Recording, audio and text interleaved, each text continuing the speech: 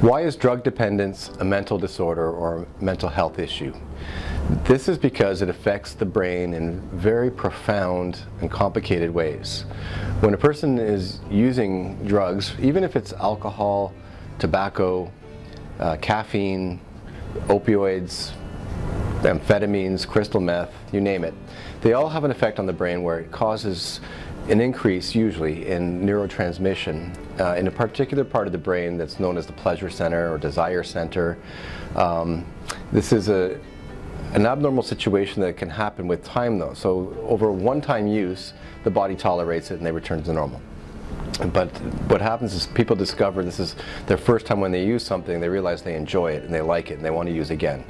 And so this now causes an imbalance where there's too much neurotransmission of the pathways involved here.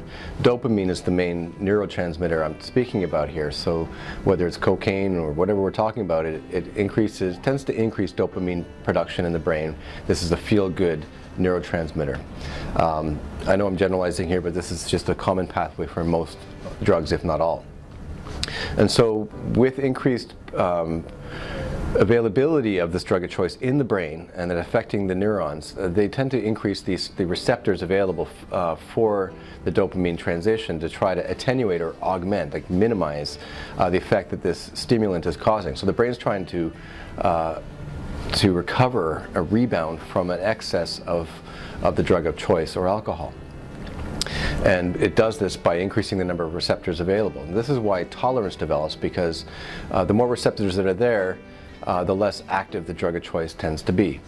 So this is worsening over time when there's repeated exposure to the drug of choice that can cause increased neuron receptors, and they are comfortable and used to having the drug of choice during prolonged use. But what happens is when a person decides to abstain from their drug of choice, now they have all these unfilled receptors, and this creates havoc in the brain. There's an imbalance now.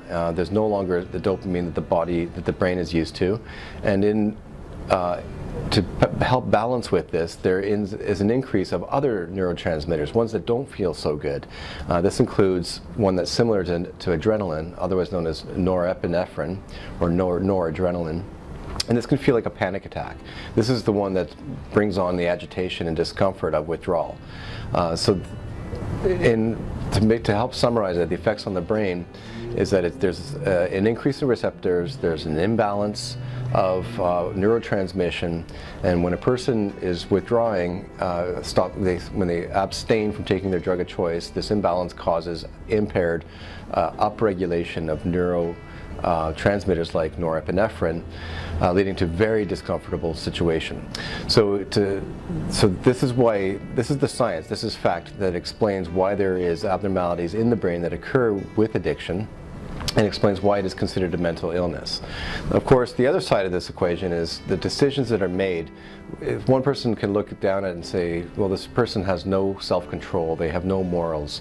And that is wrong to say that, because once a person is involved in the addiction, once they're already along this pathway and are going through withdrawal, if they don't take their drug of choice, they are now already a slave.